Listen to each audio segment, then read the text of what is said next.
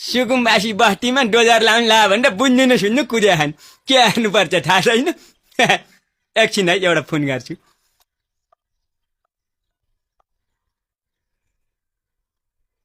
मन्त्रीज्यू नमस्कार यहाँ हाम्रो बस्ती भत्काउनु भन्दा डोजर आइरहेको छ त्यसका बाजे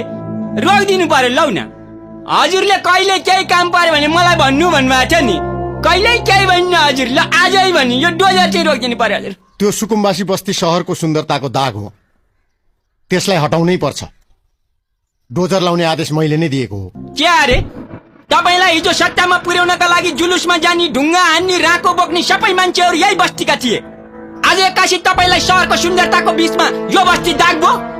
भित्तामा शहीदका फोटाहरू हेर्नुहोस् सबभन्दा बढी फोटा त यही बस्तीका मान्छेका छन् यस मामलामा म केही पनि गर्न सक्दिनँ सरी ठक्क राजनीति